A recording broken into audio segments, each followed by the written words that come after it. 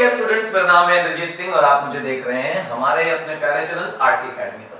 RT academy पर आपको कराया जा रहा है फिजिक्स, केमिस्ट्री, मैथ्स और बायोलॉजी का ईयर लॉन्ग लेक्चर सीरीज, यानी फिजिक्स, केमिस्ट्री, मैथ्स और बायोलॉजी, ये चार सब्जेक्ट पीसीबी, पीसीएम, ये दोनों ब्रांचेस के सारे कॉन्सेप्ट्स, पूरे साल का कोर्स 11th और 12th का बोर्ड एग्जामिनेशन और स्कूल एग्जामिनेशन को ध्यान में रखते हुए हम आपको करा रहे हैं। क्लास 11th का आज नया चैप्टर स्टार्ट होना है और चैप्टर की संज्ञा है रोटेशनल मोशन। माना जाता है कि पूरी मैकेनिक्स का आखिरी चैप्टर और मानकर चलिए कि पूरी 11th में पाया जाने वाला, अगर डिटेल में पढ़ा जाए तो one of the most difficult chapters. ये बहुत खतरनाक चैप्टर है, मुश्किल से समझ आने वाली चीज है। हम समझाएंगे, मुश्किल नहीं लगेगी, आराम से आएगा। तो आज का टॉपिक जो है, इसका पहला पार्ट मोमेंट ऑफ इनर्शिया है, वहां से काम शुरू करेंगे। सबसे पहले तो इस बात को जानना बहुत जरूरी है कि रोटेशनल मोशन आखिर है क्या चीज। तो समझो कि रोटेशनल मोशन क्या है।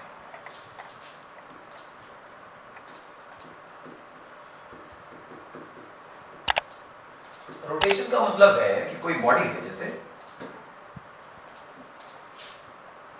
रॉड एलियन में इस रॉड को किसी एक पॉइंट के अबाउट हिंज कर दिया। हिंज करने का मतलब गाड़ दिया, इसे यहां से कील गाड़ दी। इसको चलाओगे तो चल नहीं पाएगा, but it is allowed to rotate, घूमने के लिए अलाउड है। आप देखो, ये एक्सिस ऑफ रोटेशन हो गई, ये जो मैंने पेन लगाया हुआ है ये एक्सिस ऑफ रोटेशन हो गई। इसी तरह आप ऐसा भी हो सकता है कि ये रॉड लीजिए और इस एक्सिस ऑफ रोटेशन के अबाउट इस रॉड को ऐसे गोल गोल घुमा दीजिए।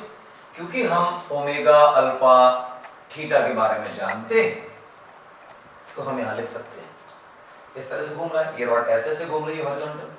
तो बेसिकली रोटेशनल मोशन का मतलब है motion about a fixed axis. एक फिक्स्ड एक्सिस के अबाउट अगर कोई बॉडी मोशन कर रही है तो हम कहेंगे कि बॉडी रोटेशनल मोशन कर रही है। इंपॉर्टेंट बात दिमाग में रखेंगे कि बहुत जरूरी है। क्या ये बॉडीज जो हम ले रहे हैं ये ऐसी लेंथ वाली ही हो सकती है? कोई जरूरी नहीं। मैं 10-12 एग्जांपल नहीं दूंगा आपको, टाइम वेस्टेज है। बस आप ये मानिए कि बॉडी किसी भी शेप की हो, it may be square, it may be rectangle, length वाली हो या स्फीयर हो या किसी भी तरह की। तो मैं 3D में एक इररेगुलर बॉडी ले रहा हूं, उसको हिंज कर दे रहा हूं और हिंज करके इस बॉडी को घुमाने की कोशिश कर रहा हूं। क्योंकि चलाया तो जा नहीं सकता, बॉडी को गाड़ दिया गया है, बॉडी पाइवट कर दिया गया है, हिंज कर दिया गया है। बॉडी को हिंज कर दिया गया है, बॉडी को पाइवट कर दिया गया है, दोनों एक ही बात है। तो ये चलने तो वाला नहीं, तो no translation at all.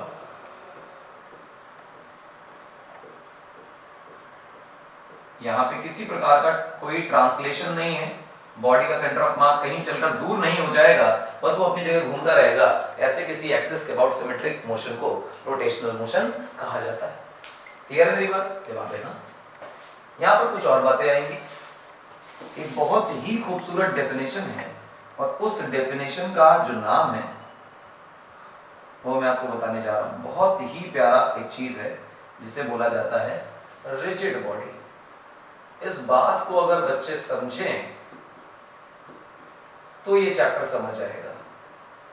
Rigid body सबको पता है कि शायद ऐसी बॉडी से मुराद है रिजिड बॉडी की कि वो बॉडी जिसका शेप और साइज चेंज ना हो रहा हो। तो शेप और साइज किसका चेंज नहीं होता है वो देखो।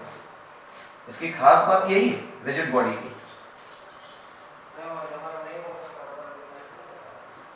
हम कहते हैं कि जो शेप है एंड जो साइज है वो बेटा स्ट्रिक्टली कैसा है? फिक्स्ड। यानी कितनी भी फोर्स लगा लो और कुछ भी कर लो, इसका शेप और साइज तुम चेंज नहीं कर पाओगे, तो नहीं कर पाओगे।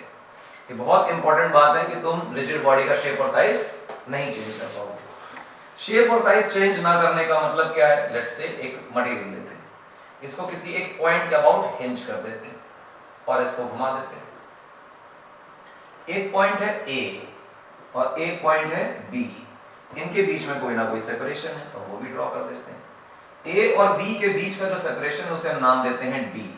अगर हम शेप और साइज फिक्स कर देते हैं कि चेंज नहीं हो रहा, तो हम इसे तोड़ मरोड़ नहीं पाएंगे, खींच के लंबा या पतला नहीं कर पाएंगे। इलास्टिक बॉडी नहीं, रिजिड बॉडी, शेप और साइज फिक्स रहेगा, बदलेगा नहीं।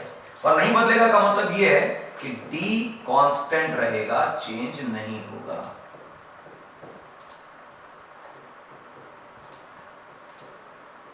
और कोई बच्चा कहे कि ऐसा कैसे हो गया? अरे डेफिनेशन में ही रिजिड बॉडी का मतलब है शेप और साइज चेंज ना हो। अगर खींच कर लंबा कर दिया, बी ए से दूर हो गया तो शेप बदल गई, ज्यादा लंबाई हो गई। कंप्रेस हो गया तो शेप बदल गई, बीच की दूरी बदल जाएगी। तो इसलिए अगर परफेक्ट रिजिड बॉडी कोई है तो किसी भी दो पॉइंट के बीच का सेपरेशन में कोई चेंज नहीं आना चाहिए। तो हम लिखेंगे separation between any two points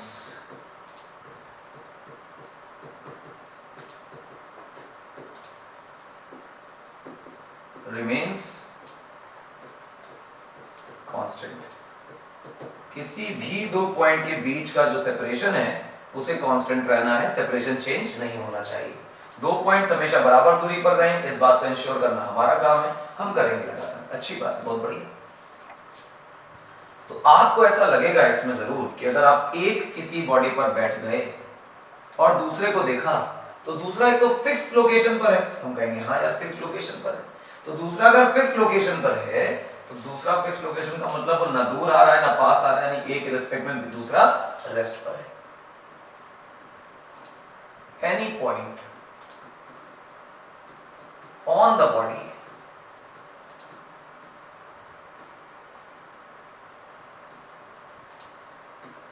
will be at rest with respect to other point। किसी और पॉइंट पर बैठ के किसी भी दूसरे पॉइंट को देखो तो दूसरे पॉइंट की दूरी फिक्स है, और जब हम दो पार्टिकल्स के बीच की दूरी फिक्स रहती है, ना वो पास आता है ना दूर जाता है, तो हम कहते हैं कि एक पॉइंट के रिस्पेक्ट में दूसरा वाला पॉइंट रेस्ट पर है। तो एक पॉइंट के रिस्पेक्ट में दूसरा रेस्ट पर रहेगा। पर मान लीजिए कि हिंज का नाम सी है और बी को सी के अबाउट देखो, तो जब बेटा तुम बी को सी के अबाउट देखोगे तो पाओगे कि सी देख रहा है कि बी एक सर्कुलर मोशन में घूम रहा है। बात तो सही है। इसका मतलब ये है कि दूरी फिक्स रखने के दो केस बनते हैं, एक तो रेस्ट पर रहना और एक को सेंटर पर मान के दूसरे को सर्कल कराना। तो यहां पर दूसरा पॉइंट आता है, any point on the body से ज्यादा लिखना चाहिए, rigid body will be at rest और in circular motion with respect to other point. किसी दूसरे पॉइंट के रिस्पेक्ट में एक दूसरा पॉइंट या तो रेस्ट पर रहेगा या तो परफेक्ट सर्कुलर मोशन करता रहेगा। और इस बात को दिमाग में खोपड़ी में सेटल कर लीजिए, इंपॉर्टेंट है, जरूरी है, क्योंकि हम बात रिजिड बॉडीज की करने जा रहे हैं। जब हम रोटेशनल मोशन पढ़ेंगे तो रिजिड बॉडीज से ही पाला पड़ेगा, और कहीं या ना कहीं मान के चलेंगे कि स्ट्रिक्टली रिजिड बॉडीज की चर्चा कर रहे हैं। ठीक है, आइए लेट्स से कि मेरे पास कोई रॉड है, मैंने जानबूझकर इसे कॉर्नर के अबाउट हिंज कर दिया और हिंज करने के बाद घुमा दिया। इस रॉड की टोटल लंबाई अगर आप देखें तो L है, इसका कुछ ओमेगा हमारे पास एंगुलर वेलोसिटी। इस पॉइंट को देखो, इस पॉइंट को देखो, इस पॉइंट को देखो, इस पॉइंट को देखो, इस पॉइंट को देखो, इस पॉइंट को देखो। यहाँ पर मास m1, इस टुकड़े का मास m2, इस टुकड़े का मास m3, इस टुकड़े का मास m4, इस टुकड़े का मास m5 and m6। अगर तुम उनकी वेलोसिटीज देखोगे तो इस तरह आने वाली। और सर्कल में बात पढ़ चुके हो कि जो रेडियस है उसके परपेंडिकुलर वेलोसिटी की डायरेक्शन होती है। तुमने ये बना लिया। अब तुम देखो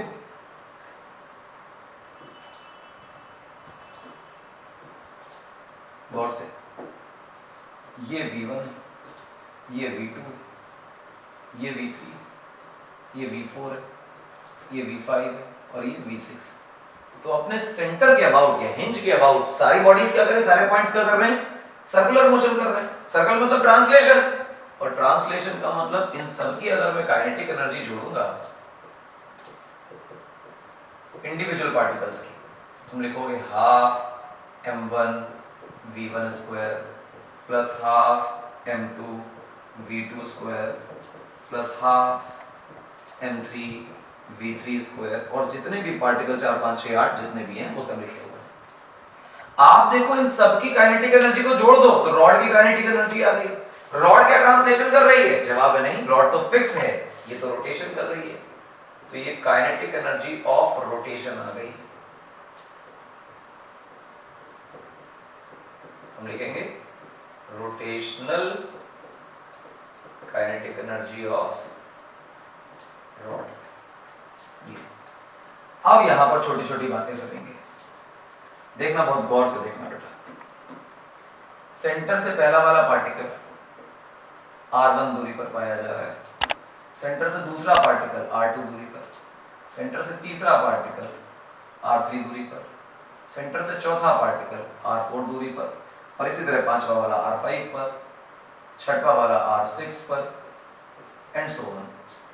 तो अगर आप v का जनरल फॉर्मूला देखो तो होता है r ओमेगा, तो इस प्रकार से v1 की वैल्यू आ गई r1 ओमेगा, v2 की वैल्यू आ गई बेटा r2 ओमेगा, v3 की वैल्यू आ गई बेटा r3 ओमेगा, v4 की वैल्यू आ गई बेटा r4 ओमेगा, और इसी प्रकार से चलता रहेगा।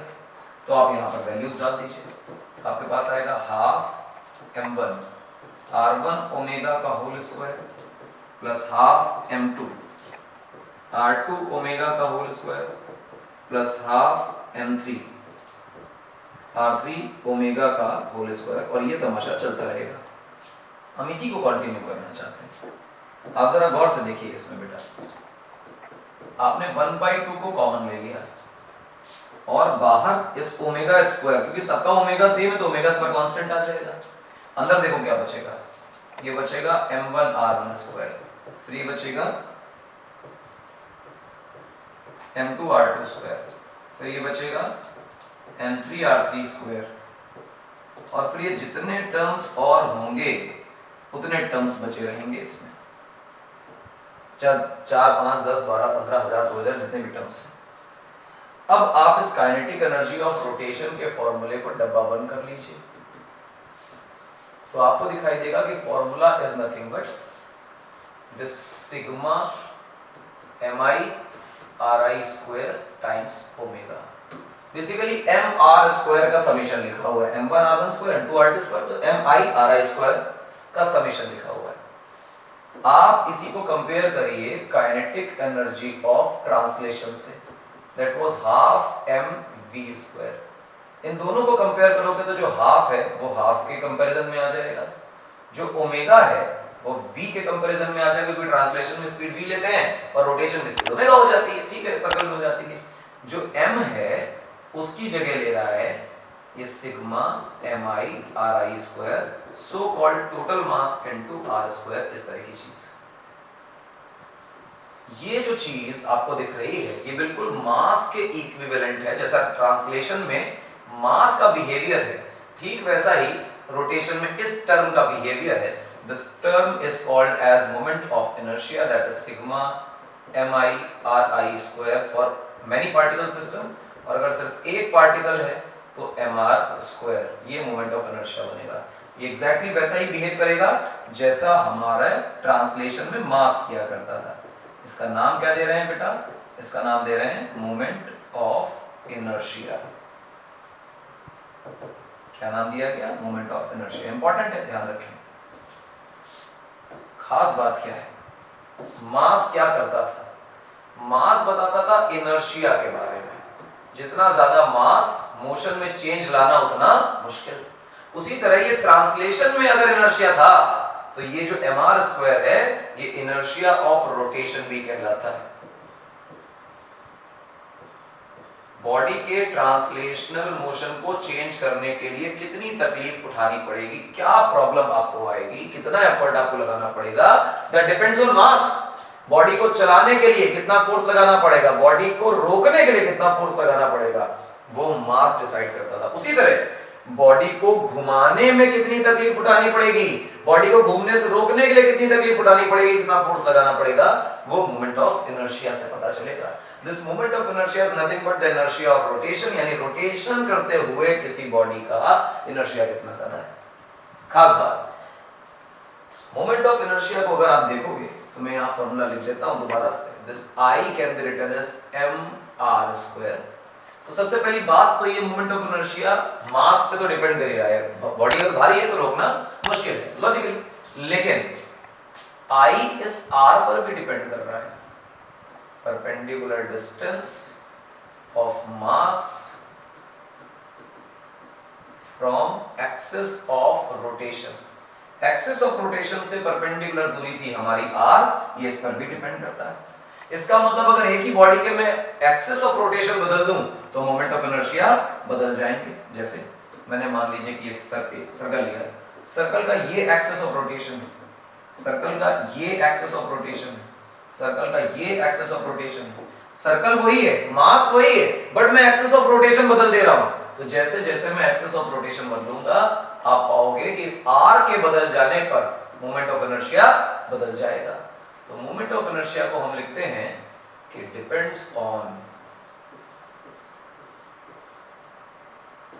Mass and axis of rotation chosen.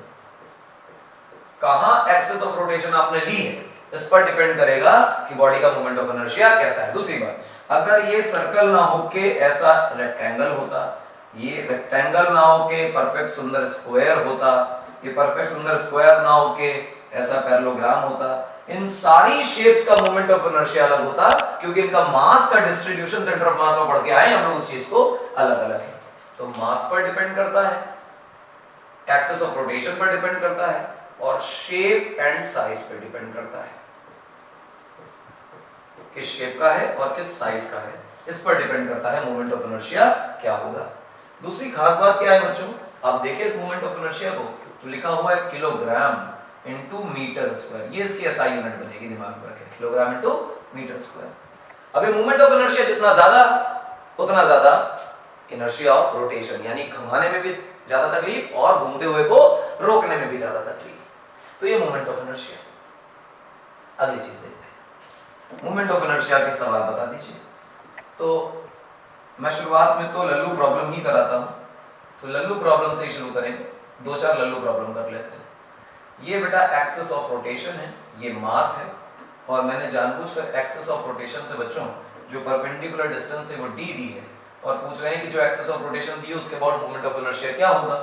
तो आप कहेंगे m, और दूसरी बात कहेंगे जो परपेंडिकुलर डिस्टेंस है उसका स्क्वायर, अगर मल्टीप्लाई कर दें तो दुनिया में बात बन जाएगी। दूसरी बात, मोमेंट ऑफ इनर्शिया अपने आप में स्केलर क्वांटिटी होती है, और जब हमने मोमेंट ऑफ इनर्शिया डिफाइन किया काइनेटिक एनर्जी से, तो वहां भी ये बात पाई कि इंडिविजुअल पार्टिकल के मोमेंट ऑफ इनर्शिया को जोड़कर सिस्टम का मोमेंट ऑफ इनर्शिया बन सकता है विदाउट गेटिंग डायरेक्शन सेंस। ठीक है, अगला सवाल बताइए। अगला सवाल ये है कि ये हमारी एक्सिस ऑफ रोटेशन है, तो हमने कहा ठीक है एक्सिस ऑफ रोटेशन, यहां पर एक मास है जिसकी वैल्यू m1 है, और यहां पर एक मास है जिसकी वैल्यू m2 है।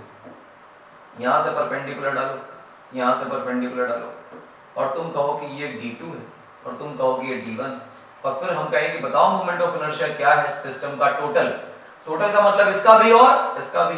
तो पहले वाले का मोमेंट ऑफ इनर्शिया होगा m1 d1 स्क्वायर, और दूसरे वाले का मोमेंट ऑफ इनर्शिया होगा m2 d2 स्क्वायर, और जब बेटा दोनों को जोड़ देंगे तो हमारे पास आएगा सिस्टम का मोमेंट ऑफ इनर्शिया। आसान केस है जी, आसान। आगे बढ़ जाएं बच्चों, और देखें, मान लीजिए कि ऐसा ही कुछ था, और मास कुछ ऐसे दे रखा है, देख के अच्छा लगता है। एक्सिस ऑफ रोटेशन से दूरी ये दे रखी है, ये दूरी d है, और एक्सिस ऑफ रोटेशन से ये एंगल फाई दे रखा है। ये जो डॉटेड लाइन है ये एक्सिस ऑफ रोटेशन है, मैं a और r यूज करता हूं एक्सिस ऑफ रोटेशन के लिए। तो मुझे पता है कि अगर इसका मास मेरे बच्चों m है, तो लॉजिकली ये वो दूरी नहीं है जिसका मैं मल्टीप्लाई कराना है। उसका कारण ये है कि हमें हमेशा परपेंडिकुलर डिस्टेंस का मल्टीप्लाई कराना होता है। दिस इज rx, ऐसा बोल देते हैं। तो अब देखो 90 के सामने हाइपोटेन्यूज ऑफ थीटा के सामने परपेंडिकुलर, तो मुझे लगाना पड़ेगा मेरे बच्चों sin फाई। sin फाई का मतलब परपेंडिकुलर अपॉन हाइपोटेन्यूज, तो x की वैल्यू कितनी है बेटा d sin फाई। अब ये जो परपेंडिकुलर डिस्टेंस हमने निकाली है जिसे हम x बोल रहे हैं, ये परपेंडिकुलर डिस्टेंस ही वो डिस्टेंस है जो हमें मोमेंट ऑफ इनर्शिया निकालने में मदद करेगी, क्योंकि मैंने पहले डेफिनेशन में लिखा था आपके लिए कि जो r है that is perpendicular separation from the axis of rotation to the mass. x पता चल गया, और अगर x पता चलता है तो इसका मतलब इसका मोमेंट ऑफ इनर्शिया सिस्टम का आएगा m into x स्क्वायर, और आप इस बात को जानते हैं कि x की वैल्यू d sin phi है इसका स्क्वायर, और फिर लिखेंगे तो क्या बनेगा बेटा md स्क्वायर, और अंदर क्या आएगा बेटा sin स्क्वायर phi। ये रहा आपका मोमेंट ऑफ इनर्शिया। ये थोड़ा सा ध्यान रखें इस बात। चलो आगे देखो, और मोमेंट ऑफ इनर्शिया से खेलते हैं थोड़ा बहुत। यस, एक्सिस ऑफ रोटेशन ये दिया होगा, यहां है एक मास m, यहां है एक मास m, यहां है एक मास m, यहां है एक मास m, और इन सब की जो दूरियां हैं वो ऐसे ऐसे ऐसे ऐसे दे रखी हैं। एक की दूरी है d, फिर है बेटा 2d, फिर है बेटा 3d, फिर है बेटा 4d, ऐसे डिस्टेंसेस दे रखी। कह रहा मोमेंट ऑफ इनर्शिया बताओ सिस्टम, तो हमने कहा मोमेंट ऑफ इनर्शिया देखो, पहले वाले का देखो m into d स्क्वायर, दूसरे वाले का देखो इसका m into 2d का होल स्क्वायर। बच्चे इसमें गलती करते हैं, मैं इसीलिए लिख के दिखा रहा हूं कि 2d का स्क्वायर करना है, 2 अलग d का स्क्वायर नहीं करना है। फिर क्या आया 3d का होल स्क्वायर, फिर चौथे वाला क्या आया m into 4d का होल स्क्वायर। आपको ये तो समझ आ रहा है कि m into d का स्क्वायर सबसे कॉमन आ जाएगा, पहले वाले में 1 बचेगा, फिर 4, फिर 9, फिर 16, 16 4 20, 20 10 30, तो आ रहा है 30 md स्क्वायर। ये मोमेंट ऑफ इनर्शिया है। तो आई डोंट थिंक कि किसी प्रकार का प्रॉब्लम है आपको मोमेंट ऑफ इनर्शिया निकालने में, it is very easy, logically निकल आता है। इसके बाद मैं आपको कॉन्टिन्यूअस मास डिस्ट्रीब्यूशन की बातें बता रहा हूं। देखिए बेटा,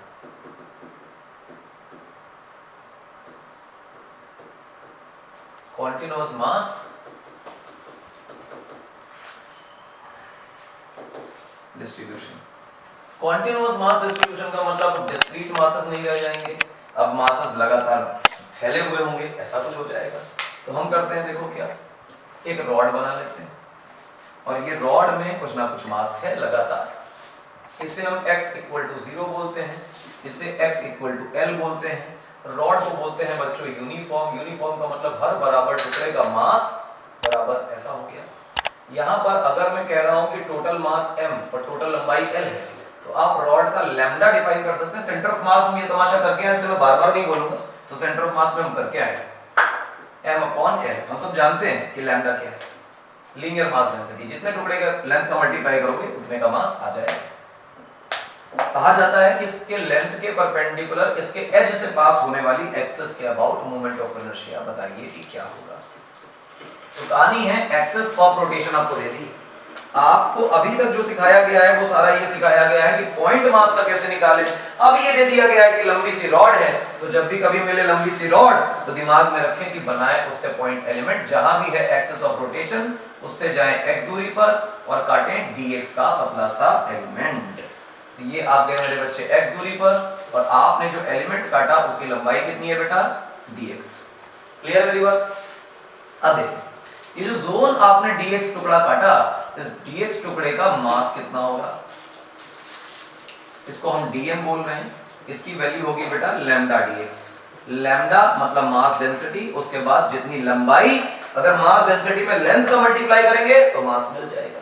अब ये dx टुकड़ा जो है मेरे लिए पॉइंट मास है, इस नन्हे से पॉइंट मास का अगर मैं मोमेंट ऑफ इनर्शिया निकालूंगा तो तुम लिखोगे dm into x स्क्वायर, क्योंकि इसका मास dm है और एक्सिस से परपेंडिकुलर डिस्टेंस इसकी मैंने x ले रखी।